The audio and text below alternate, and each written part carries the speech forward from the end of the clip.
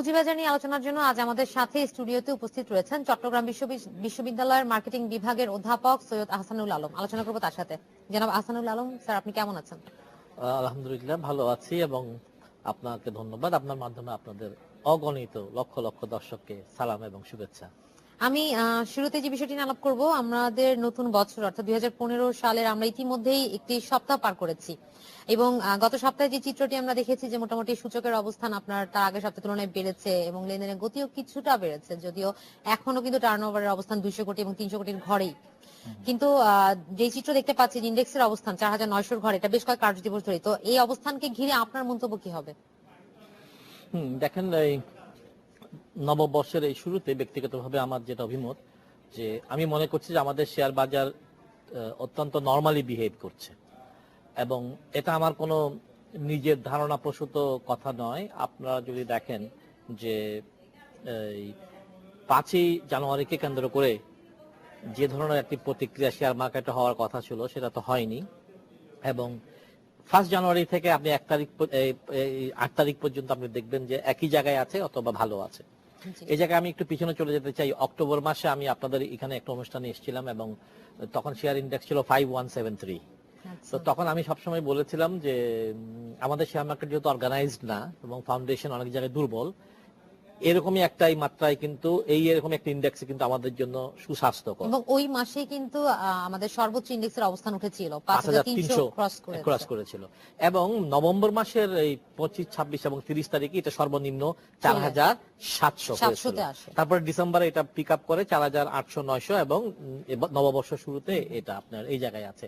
তাই আমি তো সবাইকে আশ্বস্ত করে বলতে চাই যে একেবারেই দুশ্চিন্তার কোনো কারণ নেই, কারণ শেয়ার মার্কেট কিন্তু মার্কেটটা কিন্তু এখন রাস্তার উপর নির্ভর করে না। আমাদের অনেকগুলো ট্রেডিং এখন আমরা অনলাইনে করছি, আমরা অর্ডার দিচ্ছি অনলাইনে। সো এমন কিছু কিন্তু হয়ে যাবে না, অনেক জায়গাতে আমরা অনেক এগিয়ে গেছি, এমন কিছু হয়ে যাবে না যে আপনার এই একটা রাজনৈতিক আপনার অস্থিরতা হচ্ছে বলেই যে সমস্ত এখানে লিস্টেড কোম্পানি আছে তাদের একদম প্রোডাকশন পড়ে যাচ্ছে, তারা 10% ডিভিডেন্ড দেবে না, বা রাজনৈতিক অস্থিরতা না থাকলে তারা 20% দিত, এই ধরনের কোনো পরিস্থিতি নেই। তাই আমি আমাদের এই ইনভেস্টরদেরকে বলবো, আপনারা একদম নিশ্চিন্ত থেকে নিজের প্রজ্ঞা ব্যবহার করে যে ধরনের শেয়ার কিনা দরকার সেই ধরনের শেয়ার কিনেন। আরেকটা কথা বলতে আমি আমার নিজ দায়িত্বে বলছি, আমার যে এই বিজনেসের টিচার হিসেবে আমার যে পড়াশোনা, আমি মনে করি বর্তমানে আমাদের মার্কেট ক্যাপিটালাইজেশন এবং বর্তমানে আমাদের নাম্বার অফ কোম্পানি আনলিস্টেড 546 এবং বর্তমানে আমাদের যে শেয়ার যে টার্নওভার হয়, যখন 5300 মতো আপনার ছিল তখন হতো 750 কোটি টাকা, এরকম 1000 কোটি টাকা হয়েছে।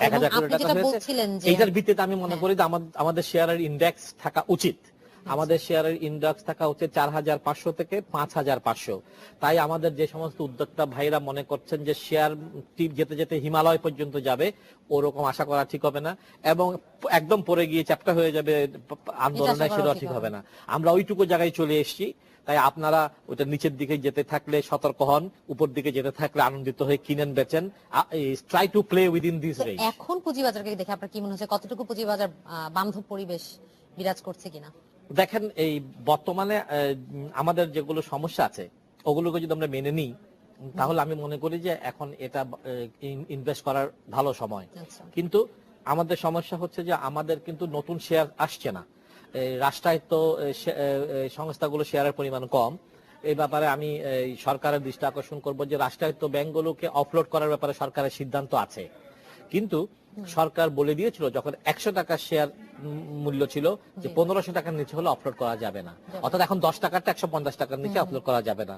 কিন্তু এখন অনেকগুলো রাষ্ট্রায়ত্ত ব্যাংকের শেয়ার কিন্তু 60-70 টাকায়। কিন্তু একটা জিনিসটা আপনি লক্ষ্য করেছেন, আমাদের যে সকল লিস্টেড কোম্পানি আছে তার মধ্যে যে সকল রাষ্ট্রায়ত্ত কোম্পানি আছে তার ডিভিডেন্ড ভালো ঘোষণা হলেও বা আমরা যখন ফিনান্সিয়াল রিপোর্ট গুলো দেখতে পাচ্ছি তখনও দেখা যাচ্ছে যে আসলে বিনিয়োগকারীদের ওই জায়গাতে ঝোঁক খুব একটা কি বেশি লক্ষ্য করা যায় আসছে না। সেটা হচ্ছে মার্কেট স্পান করার জন্য কিছু কোম্পানি যেটা আছে সেটা তো ঝোঁক কম কেন, সেখানে গোপন 3টি জিনিস আছে।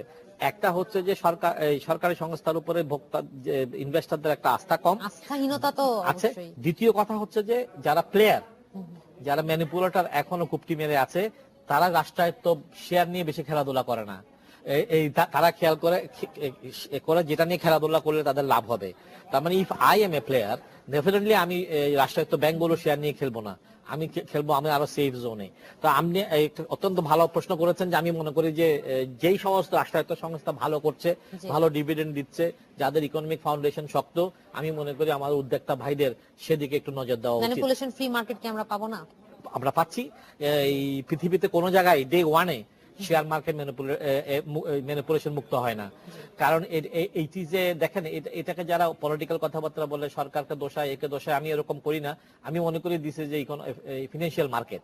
তো মার্কেট তো বরবটির আমাদের সবজি মার্কেটও ম্যানিপুলেশন হচ্ছে, চাঁদাবাজি হচ্ছে। সো এটাকে আইন করে করে আমাদের সচেতনতা করে করে এটা আমাদের করতে হবে। এবং আমরা ঠিকই ওদিকে যাচ্ছি। যত বেশি আরো আমাদের লেনদেন ইলেকট্রনিক হবে এবং আপনার যত বেশি কোম্পানি আসবে, এবং আরেকটা ব্যাপার আছে এখানে, কোম্পানিগুলোর ক্যাটাগরি এতে আসার পরীক্ষা পাশের নাম্বার কিন্তু খুব কম, শুধু 10% এটা, আর আপনার ইয়া থাকতে হবে, এজিএম থাকতে হবে। আমি মনে করি যে এটা হচ্ছে 98% পাস করিয়ে দেওয়ার মতন শিক্ষামন্ত্রী নাহিদের পলিসি এখানে। তো আমি মনে করছি যে এই বেঞ্চমার্কটা বাড়াতে হবে। ক্যাটাগরি এ মানি ক্যাটাগরি এ হতে হবে। আমরা রূপাকে সোনা মনে করলে চলবে না। এখন এসএসসি বা এরা দিয়ে দিল যে এই দুটো শর্ত পূরণ করলেই, আমরা তো রৌপ্য কোম্পানিগুলোকে স্বর্ণ কোম্পানি বলে দিচ্ছি। আপনি চাচ্ছেন যে বিএসইসি একটু নজর দেখ? আমার মনে হয় আরো আইন কানুনের ব্যাপার আছে, যেমন এই কোম্পানিগুলো আপনার এই এজিএম তো করবেই, 10-এর বেশি তো দেবেই, এরা ট্যাক্স দেয় কিনা, এদের ওয়েলথ স্টেটমেন্ট স্বচ্ছ করা, এদের সম্পদের বিবরণী, এই সমস্ত জিনিসগুলো আমাদের এরা যদি দেখে, সেই সুদিন বা আমাদের মার্কেট কারেক্টেড হয়ে যাবে। এবং এই কারেকশনের দায়িত্ব কিন্তু আপনার আমাদের ইনভেস্টরদের। তারা যদি মনে করে যে 4000-এ কিনবে 7000-এ বেচবে, ওই স্বপ্ন ত্যাগ করা উচিত নিজের স্বার্থেই। না হলে আপনার এই কিছু কিছু ভাই হয়তো ইনকাম করবে, কিছু কিছু ভাইদের আত্মহত্যা করতে হবে। আমরা এখন অবশ্যই আমরা এমনটা চাই না। আমরা মনে করি আমরা অনেকখানি আমরা অনেক স্ট্যান্ডার্ড সিচুয়েশন আছি, এবং আমাদের স্টক এক্সচেঞ্জে যেটা হচ্ছে আমরা ডিমিউচুয়ালাইজড এখন আইটি সাধুবাদ দিতে হয়, যেটা কিনা আমরা গত বছর নতুন সফটওয়্যারও পেয়েছি, খুবই স্ট্যান্ডার্ড এবং আন্তর্জাতিক মানের সফটওয়্যার। এইটাকে ঘিরেও তো অবশ্যই, যেহেতু সফটওয়্যারটি এসেছে এবং আপনি হয়তো সফটওয়্যারটিকে ঘিরে দেখেছেন মার্কেটে একটু, আমি মনে করছি যে এইটা প্রথম কতদিন একটা আনইজিনেস থাকলেও এইটা মার্কেটকে আরো স্টেবল করবে। এই ব্যাপারে আরেকটা কথা বলা দরকার, কোন কোন জায়গা থেকে বাংলাদেশ ব্যাংকের পুঁজিবাজারের উপর নজরদারি কমানোর কথা বলা হচ্ছে। কি সেলুকাস এই বাংলাদেশ! যখন শেয়ার পতন হতে শুরু করে তখন সবাই বলে যে বাংলাদেশ ব্যাংক এবং সরকার দেখছে না, আর এখন বলতেছে নজরদারি কমাতে হবে। আমার বলিষ্ঠ মতামত হচ্ছে শেয়ার মার্কেট কার ম্যানিপুলেশনের মার্কেট হওয়ার সুযোগ দেওয়ার কোনো অবকাশ নেই, বাঙালি ইনভেস্টরদেরকে নিয়ে খেলার সুযোগ নাই। আমি মনে করি প্রোঅ্যাক্টিভ আপনার নজরদারি, অর্থাৎ খবরদারি নয়, অর্থাৎ বাজারকে কন্ট্রোল করার চেষ্টা নয়, কিন্তু কেউ যেন খেলতে না পারে, ফাউল করতে না পারে। আমি বলবো যে ফিনান্সিয়াল ফাউলস, আমরা ডেমোক্রেটিক ভাষায় কথা বলা উচিত, খেলার বা আমরা কেউ যেন ফাউল করতে না পারে। রেফারি বিনিয়োগকারীদের খুব একটা ঝোঁক নেই। কিন্তু পাশাপাশি আমি তার একটু বলি, গত বছর আমরা যেই চিত্র দেখেছি পুঁজিবাজারে, মোটামুটি ভালো প্রবৃদ্ধি হয়েছে, পাশাপাশি বেশ কিছু কোম্পানি মার্কেটে এসেছে আইপিওর মাধ্যমে। কিন্তু এই ক্ষেত্রে আমরা পুঁজিবাজারে যে বিষয়টি দেখি যে ধারাবাহিকভাবে কোনো আইপিও আসে না, এক মাসে হয়তো 3টা-4টা, কিন্তু পরবর্তীতে আবার মাঝখানে বন্ধও থাকে। এই ধরনের চিত্র কি আপনার মনে হয় উচিত? মানে এই বিষয়টি, আইপিও আসার বিষয়টিতে সিকিউরিটিজ এন্ড এক্সচেঞ্জ কমিশনের একটু নজরদারি কি দাঁড়ানো উচিত নয়? সম্মানিত উপস্থাপিকা, এত চমৎকার করে জিনিসটা তুলে দেওয়ার জন্য আপনাকে ধন্যবাদ। আমি 4 ভাগ করে আপনার প্রশ্নের উত্তর দেব। প্রথম কথা হলো এই যে আইপিও আসার ক্ষেত্রে বা শেয়ার বাজারে নতুন কোম্পানি আসার ক্ষেত্রে যে ধারাবাহিকতার যে অভাব আপনি তুলে ধরলেন, এটাই আমাদের সিকিউরিটি এক্সচেঞ্জ কমিশনের দুর্বল দিক আপনি চিহ্নিত করলেন, যে আমরা নিশ্চিত করতে পারছি না যে কি ধরনের কত শেয়ার স্ক্রিপ্টের সাপ্লাইটা কি ধরনের আসতে আরো ভালো ফাউন্ডেশন হবে। আমি এসইসির দৃষ্টি আকর্ষণ করব যে আপনারা এই বদনামির থেকে, এই যে দম কাহাওয়ার মতন আশা অথবা না আসা, মাঝে মাঝে বিনিয়োগকারীদেরও আমরা দেখি অভিযোগ থাকে, সেই ক্ষেত্রে যখন মার্কেটে দরপতন হয় তারাও বলে যে এই মুহূর্তে আইপিও আসা বন্ধ হোক মার্কেটে। এটা কিন্তু একটা বিতর্কিত বিষয়। তাই আপনাকে আমি প্রথম প্রশ্নের উত্তর দিলাম। আর 2 নম্বর হচ্ছে রাষ্ট্রায়ত্ত যেগুলো আছে এইগুলোর ক্ষেত্রে আমি আমাদের ইনভেস্টরদেরকে বলবো যে যারা এখানে ভালো করতেছে তাদের ব্যাপারে একটু দেখা উচিত। আর আমি সরকারের দৃষ্টি আকর্ষণ করতেছি যে আমলাতান্ত্রিক একটা জটিলতায় রাষ্ট্রায়ত্ত ব্যাংকগুলোর অফলোডিং বন্ধ আছে, সরকারের একেবারে ডিসিশন নেওয়া আছে টু অফলোড। এতে কি হচ্ছে, ওই ব্যাংকগুলোতে আপনার রিপ্রেজেন্টেশন অফ পিপল থাকতেছে না। রাষ্ট্রায়ত্ত ব্যাংকগুলো কিন্তু জনগণের টাকা, পিপলস মানি, কিন্তু পিপলস রিপ্রেজেন্টেটিভ বোর্ডে আসতে পারতেছে না, কারণ হচ্ছে এগুলো অফলোডিং বন্ধ আছে। এগুলো হচ্ছে স্ববিরোধী, এগুলো হচ্ছে দ্বন্দ্ব। আমরা একদিকে হলমার্ক নীলমার্ক নিয়ে চিন্তিত, আরেকদিকে জনগণের রিপ্রেজেন্টেশন বোর্ডে আমরা করছি না। আমি দায়িত্বহীন ভাষায় সরকারের দৃষ্টি আকর্ষণ করবো যে আপনারা জরুরি ভিত্তিতে 10 টাকা শেয়ার 150 টাকার নিচে হলে অফলোড করা যাবে না, এই জিনিসটা রিভিউ করুন এবং আমাদের অ্যাসেট লাইবিলিটি হিসাব করে নতুন দাম ঠিক করেন। আর আইপিওর ক্ষেত্রে আমি আমাদের ইনভেস্টরদেরকে মনে করিয়ে দিতে চাই, 10 টাকা শেয়ার 30 টাকায় যে সমস্ত প্রিমিয়ামের শেয়ার আসতে চাচ্ছে, আল্লাহর ওয়াস্তে প্রিমিয়ামে কোনো শেয়ার কিনবেন না, এটা আমার পরামর্শ।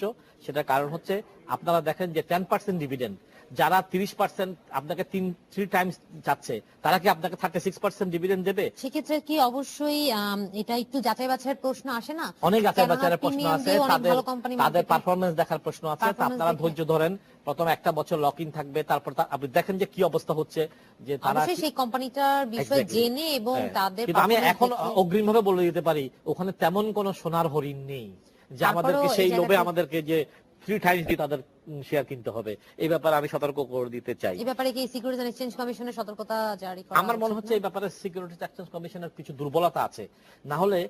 না হলে তারা ওই সমস্ত কোম্পানির যারা উদ্যোক্তা, তাদের রিস্ক বেনিফিট, প্রফিট অ্যানালাইসিস, তাদের ট্যাক্স হিস্ট্রি কি, কারা এরা, তাদের আগে গত কি বছর কিন্তু দিয়েছে। আমরা কিছু চিত্র দেখেছি আইপিও যেগুলো এসেছে যে শুরুর দিকে খুব বেশি বাইং ডিমান্ড এবং হ্যাঁ, এটা হবে যখন আপনি রিউমার ছড়াচ্ছেন।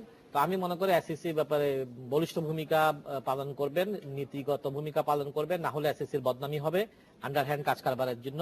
তো আপনার আমরা আবার এসএসসি কে কিছু বিষয়ে আমরা সতর্ক করে আমরা খুশিও হয়েছে, যেটা এসএসসি কিছু কঠোর পদক্ষেপও আমরা দেখেছি গত বছর, অনেক ভালো ভালো পদক্ষেপ তারা করেছেন, কিন্তু আরো বেশি ভালো কাজ করতে হবে, কারণ তারা অনেক দায়িত্বে বসে আছে। আপনার কি এক্ষেত্রে মনে হচ্ছে যে বাংলাদেশ ব্যাংক এবং পাশাপাশি আরো যে সকল পক্ষ রয়েছে, securities and exchange commission, Dhaka stock exchange, Chittagong stock exchange, এক্ষেত্রে একটু সমন্বয়হীনতার অভাব রয়েছে? এটাকে আমি সমন্বয়হীনতা বলি না, আমি মনে করি যে সিকিউরিটি এক্সচেঞ্জ কমিশন এবং বাংলাদেশ ব্যাংক এদের মধ্যে সমন্বয় আছে। আমি মনে করি যে ডিএসসি এর মধ্যে যত কথা আপনি বলেন, ওখানে কিন্তু এখনো ম্যানিপুলেটরদের একটা প্রভাব আছে, ভিজিবল ইনভিজিবল। তো তারা সমন্বয়হীনতাই চায়, তারা চায় না যে শেয়ার মার্কেট একেবারে সুস্থ হয়ে উঠুক। তাই সতর্ক দৃষ্টি রাখতে হবে। এটা সমন্বয়হীনতা না, এটা ইচ্ছাকৃত। আমি মনে করি যে এখানেই শস্যের ভূত। যেদিন আপনি সমন্বয়হীনতা দেখতে পাবেন না, সেদিন দেখবেন যে আমাদের শেয়ার মার্কেটের স্বাস্থ্য অনেক ভালো থাকবে। আমরাও এমনটাই প্রত্যাশা করব। আপনার নতুন বছরকে ঘিরে কি মনে হচ্ছে, পুঁজিবাজার কেমন যেতে পারে গত বছরের সাথে যদি একটু তুলনা করেন? কেননা শুরুর দিকে যেটা গত বছরে ছিল, নির্বাচনকে ঘিরে এক ধরনের রাজনৈতিক অস্থিতিশীলতা ছিল, কিন্তু গত বছর কিন্তু আমরা ভালো পার করেছি এবং এই বছরের শুরুটা কিছুটা আমরা রাজনৈতিক অস্থিরতা দেখতে পেলেও ওভারঅল কি মনে হচ্ছে? Thank you very much. কিন্তু দেখেন, আপনি আমাকে অত্যন্ত একটা দায়িত্বশীল জায়গায় ডেকে নিয়ে এসেছেন। আমি শুধু এটাই বলবো যে 4500 নিচে আর 5500 এইটাই বেঞ্চমার্ক সুস্থ, এইটাকেই চিন্তা করে ইনভেস্টমেন্ট করবেন। আমরা কেন সবসময় ইন্ডেক্স, আমি তো আপনার কথার সাথে অ্যাড করব, ইন্ডেক্স কনসার্ন হচ্ছি, মানে আমাদের সূচকের যে অবস্থান থাকে সবসময় বিনিয়োগকারীদের এই জায়গাটার মধ্যেই ঝোঁক বেশি থাকে, ইন্ডেক্সের কি অবস্থান হচ্ছে। কিন্তু পাশাপাশি কিন্তু আমরা ওই জায়গাটাতে যেই বিষয়গুলো, যে কোম্পানিগুলোকে ভিত্তি করে বা ইন্ডিভিজুয়াল কোম্পানিগুলোর ফান্ডামেন্টাল অ্যানালাইসিস করা বা সেগুলোর দিকে দেখে বুঝে শুনে সেই জায়গা থেকে কনসার্ন হওয়ার থেকে কি আমরা ইন্ডেক্সের বেশি কনসার্ন হচ্ছি? Thank you so much. আপনাকে কি কতগুলো ধন্যবাদ দেবো। আপনি যেটা বলছেন সেটাই হচ্ছে শেয়ার মার্কেট অ্যানালাইসিস করার আসল ব্যাপার, যে শেয়ার মার্কেট যে সমস্ত কোম্পানি এসছে তাদের স্বাস্থ্য কি। কিন্তু আপাতত দৃষ্টিতে আমাদের ম্যাক্সিমাম 80% বিনিয়োগকারীদের সেই দক্ষতাও নাই, সেই তথ্য অ্যাক্সেস টু ইনফরমেশনও নাই। ওই কোম্পানির ট্যাক্স দেয় কিনা, তারা ঋণ খেলাপি কিনা, এটা নতুন ভাবে পুরান মত আসছে কিনা, তাদেরকে দক্ষ করে দেওয়ার দায়িত্ব আপনার আমার, এটাই করছি। যার জন্য এখন আমি আপনাকে সেকেন্ড জিনিসটা বলছি যে জ্বর তো, আপনি তো জানেন যে জ্বর হচ্ছে সিমটম না, কিন্তু ডাক্তার কিন্তু তাড়াতাড়ি আপনার যেই রোগী হোক না কেন জ্বর দেখার জন্য থার্মোমিটার ঢোকায়। আমি সেই জ্বর দেখার পারদের কথা বলতেছি, যে ইন্ডেক্স, তার মানে ইন্ডেক্স 4000-এর নিচে নামার প্রশ্ন নাই, ম্যানিপুলেশন হবে। মনস্তাত্ত্বিক বিষয় আসলে কাজ করে, মনস্তাত্ত্বিক বিষয়। আমি তাদেরকে সতর্ক করে দিচ্ছি যে 5500-এর উপরে গেলে আপনারা নেমে যাবেন ওই ট্রেন থেকে। আর একটা জিনিস হচ্ছে ওভারহিটেড শেয়ার, আন্ডারভ্যালুড শেয়ার।